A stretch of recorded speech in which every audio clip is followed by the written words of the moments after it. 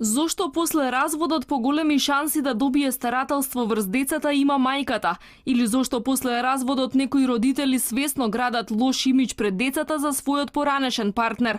Има безброј примери на мајки и татковци кои прекинуваат секаква комуникација со сопствените деца или ја сведуваат на минимум. Таму каде што завршува бракот, не треба да се стави крај и на родителската грижа. Затоа од граѓанската иницијатива за воведување заедничко родителство по развод бараат воведување одредба за еднакво родителско право и регулирање на времето кое децата ќе го поминуваат со родителите со кои не живеат, кој ќе биде најмалку 1/3 или околу 120 дена годишно.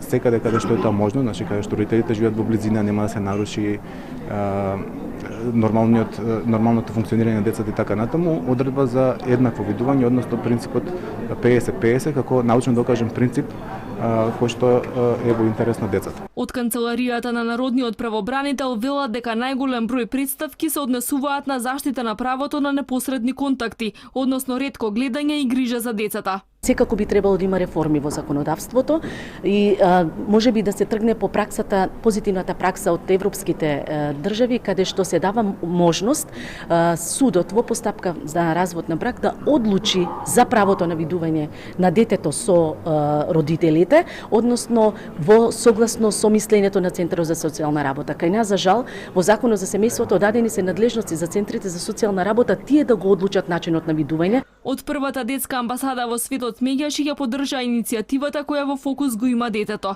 Сметаат дека две возрастни личности би требало да знаат дека само со оставање на личните проблеми настрана и овозможување детето да поминува повеќе време со двајцата родители може да градат квалитетен однос со детето и после разводот.